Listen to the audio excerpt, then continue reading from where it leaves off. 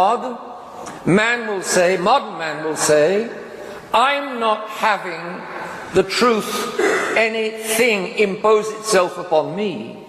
I am the one that makes things what they are.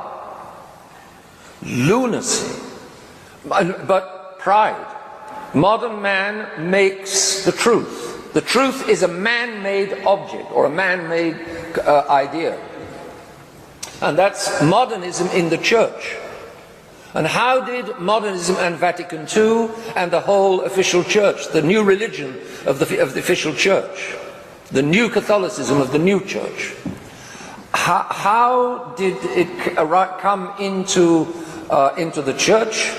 Because a number of young priests about 100 years ago, and some laity as well, moved this philosophy, applied this German philosophy, it was with French and English antecedents, applied this German philosophy to the faith. So, God puts out there, God makes happen out there, you and I hope all of us would say objectively, in reality, God causes the resurrection to happen. The resurrection happens.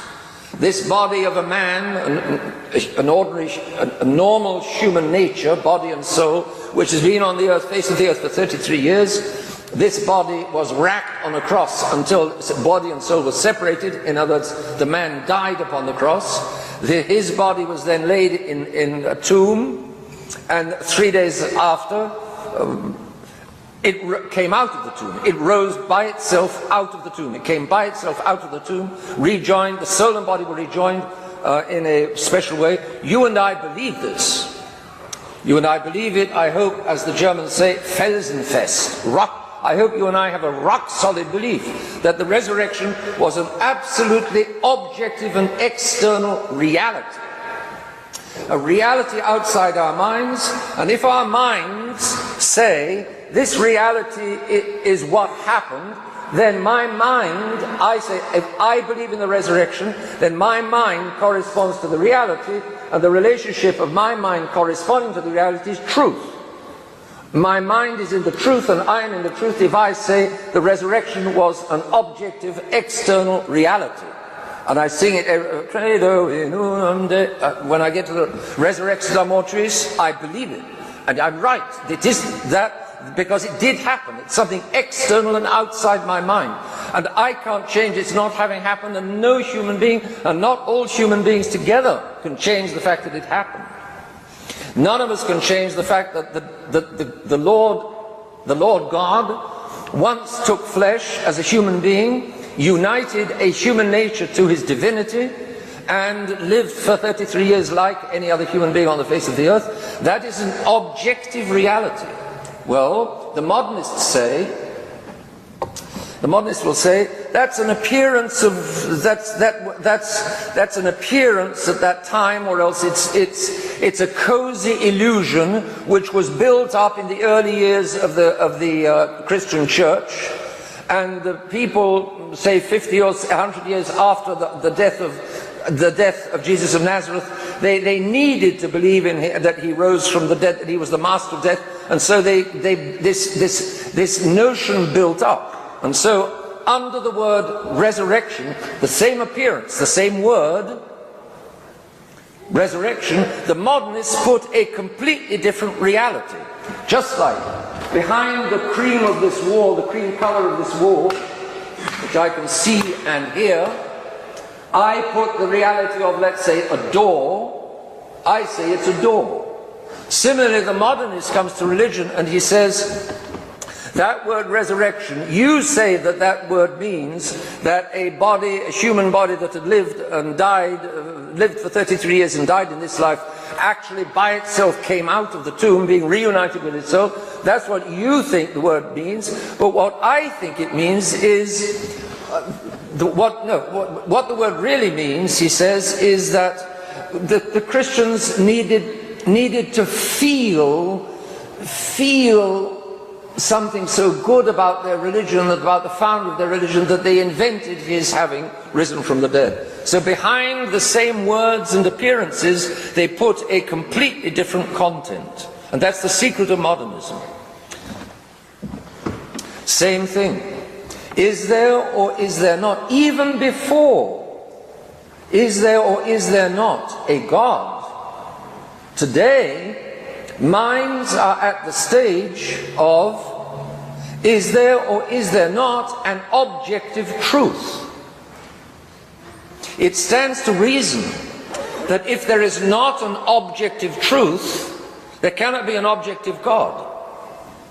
If I have no grip on being, how am I going to have any grip on the supreme being?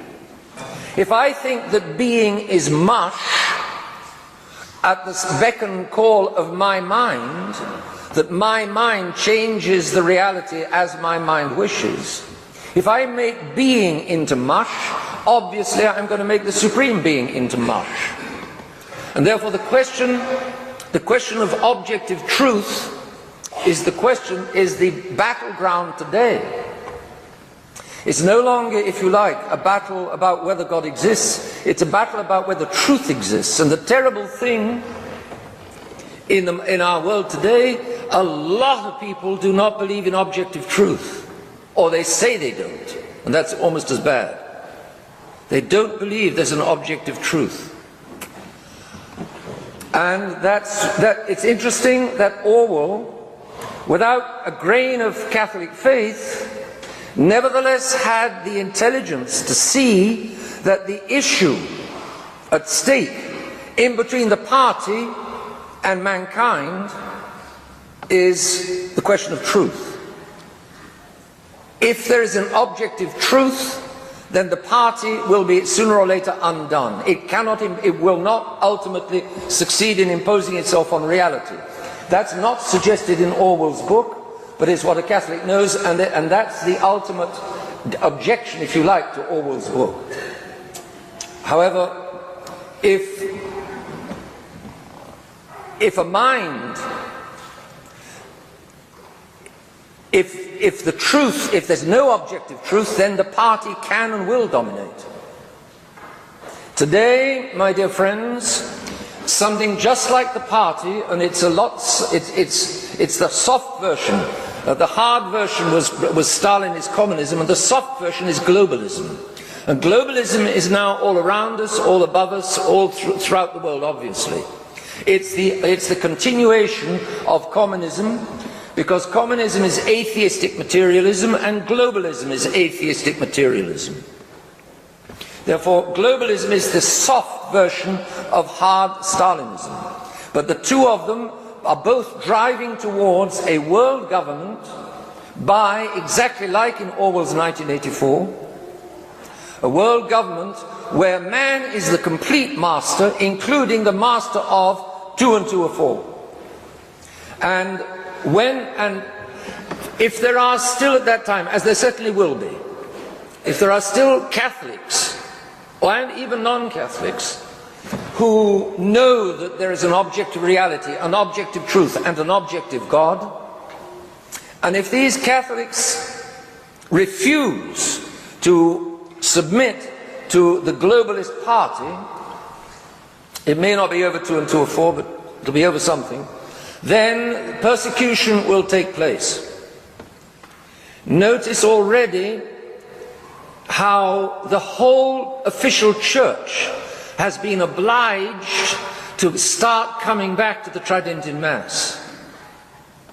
It's been obliged to pay attention to, because His Holiness Pope Benedict XVI mentioned Archbishop Lefebvre in, was it his letter to the bishops, or in the document, I forget, I think it's in the letter to the bishops, he mentioned, why on earth does this worldwide church, with how millions of believers, with millions and millions of members all over the world, why has it got to pay attention, any attention at all? Why need it pay any attention to these tiny little groups of faithful, of Catholics all over the world, which is, for instance, the Catholics in the chapels and churches of the Society of St. Vincent X? Numerically, we are insignificant, and he needn't have bothered. Why did he bother? Because